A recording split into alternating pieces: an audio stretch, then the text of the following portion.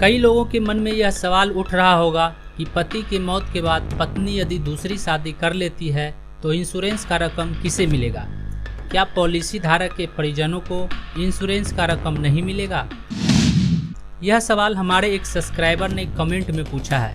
इस सवाल को पढ़ने के बाद मेरे मन में भी एक सवाल उत्पन्न होने लगा कि इस सवाल का जवाब और भी कई सारे लोग जानना चाहते होंगे।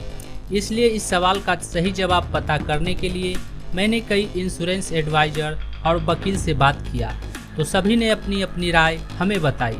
उन लोगों का जवाब सुनने के बाद जो नतीजा सामने आया वह जानकर चौंक जाएंगे आप। वीडियो में आगे बढ़ने से पहले आपसे एक छोटा सा रिक्वेस्ट है कि यदि आप हमारे चैनल पर पहली बार आए हैं और इस तरह का वीडियो देखना पसंद करते हैं तो चैनल को सब्सक्राइब जरूर कीजिए। तो चलिए अब मुद्दे की बात करते हैं कि पति की मौत के बाद पत्नी यदि दूसरी शादी कर लेती है तो इंश्योरेंस का रकम किसे मिलेगा? यदि कोई व्यक्ति अपने नाम से इंश्योरेंस करवाता है और नॉमिनी में अपनी पत्नी का नाम देता है, इंश्योरेंस लेने के बाद यदि पॉलिसी धारक की मृत्यु दुर्घटना में हो जाती है और पत्नी दूसरी शादी कर लेती है तो ऐसे में इंश्योरेंस का रकम पॉलिसी धारक के परिजन, माता पिता या बच्चे को मिलना चाहिए, ऐसा वकीलों का मानना है। लेकिन इंश्योरेंस एडवाइजर ने कुछ और ही कहा, जिसे सुनने के बाद आप चौंक जाएंगे।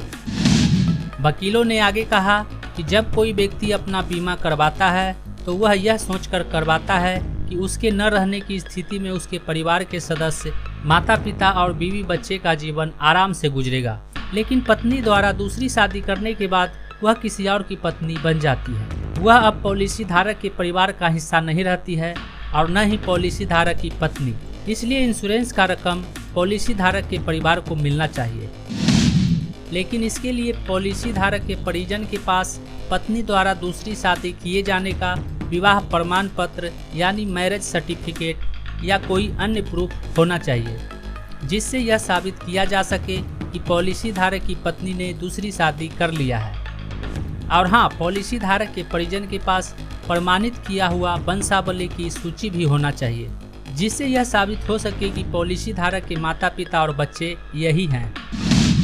वहीं इंश्योरेंस एडवाइजर का मानना है कि बीमा कंपनी का इससे कोई मतलब नहीं है कि पत्नी ने दूसरी शादी किया है या नहीं। बीमा लेते समय पॉलिसी धारक द्वारा नॉमिनी के रूप में परिवार के जिस सदस्य का नाम दिया गया था, बीमा का रकम उसी को दिया जाएगा।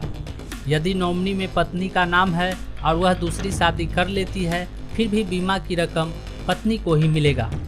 बीमा कंपनी कागजात के मुताबिक काम करती है, पॉलिसी धारक के परिवार की हालत देखकर नहीं। हाँ, यदि इस तरह का कोई मामला अदालत में जाता है तो नोटिस मिलने के बाद उस पॉलिसी को पेंडिंग लिस्ट में डाल दिया जाएगा, जिस पॉलिसी पर इस तरह का इल्ज़ाम लगाया जाएगा। और अदालत का फैसला आने के बाद फैसला अनुसार उचित व्यक्ति को बीमा की राशि दिया जाएगा। यानी अदालत द्वारा जिस व्यक्ति को बीमा की रकम देने का फैसला सुनाया जाएगा उसे ही बीमा की रकम दिया जाएगा। यानी कुल मिलाकर यह कहा जा सकता है कि बीमा कंपनी पॉलिसी धारक की मृत्यु होने के बाद बीमा की रकम नॉमिनी को देने के लिए बाध्य है। नॉमिनी में यदि पॉलिसी धारक की पत्नी का नाम है और वह पति की मौत के बाद दूसरी शादी कर लेती है, फिर भी बीमा की रकम पत्नी को ही दिया जाएगा। लेकिन यदि मामला अदालत में जाता है तो अदालत के फैसला अनुसार बीमा की राशि उचित व्यक्ति को दिया जाएगा। आज के इस वीडियो में दी गई यह जानकारी आपको कैसा लगा, नीचे कमेंट में हमें ज़रूर बताइए। साथ ही इस वीडियो को अपने दोस्तों और परिजनों के साथ शेयर जरूर करें। इस वीडियो को यहाँ तक देखने के लिए आपका बहुत बहुत धन्यवाद। मिलते हैं अगले वीडियो में नए टॉपिक के साथ। जय हिंद।